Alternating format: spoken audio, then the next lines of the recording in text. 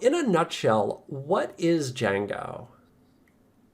So Django is a web framework, and in Python we like to use the phrase batteries included. So when we talk about Python itself, we say it's batteries included because it comes with a standard library of utilities to do all sorts of stuff, whether that's like working with sound, reading and writing from files, working with XML or HTML. So like there's built into the standard library in Python, there's a range of different things.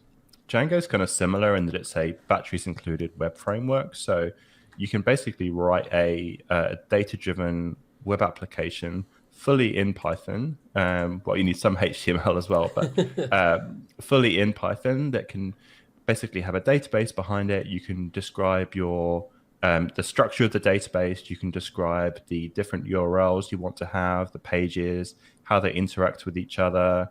You can do, data validation. You can do caching, templating. So it's kind of got everything you need to write a fully functioning website and a web application.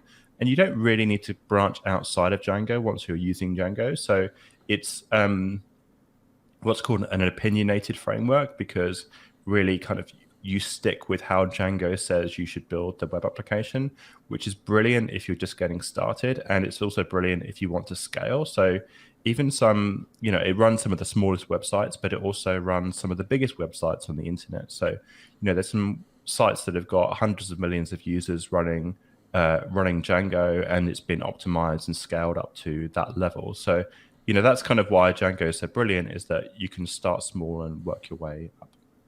Okay. Now, I also know that Flask is out there, and of course, Flask Mm. is another very popular Python web framework. How would you contrast Flask to Django? So I guess the term is it's more of a micro framework, but that doesn't really mean anything to most people, or myself actually. I don't understand what that means, but I say Django is opinionated. So when you want to describe your data and your data models, you use Django's library to do that. Whereas with Flask, you can use the built-in one or you can use a different one. So it's kind of more extensible and you can chop and change parts of Flask.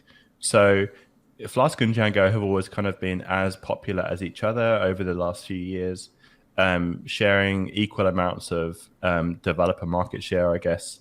They're both free, so it's not really a market share in the traditional sense. But in terms of the number of sites deployed with both technology, it's pretty equal. But Flask is more flexible. And because it's more flexible, you can kind of take out parts that you don't need, and you can plug in other things that maybe you want to use. So instead of using a SQL database, you might want to use a NoSQL database, for example. You can do that with Flask, but you can't do that with Django.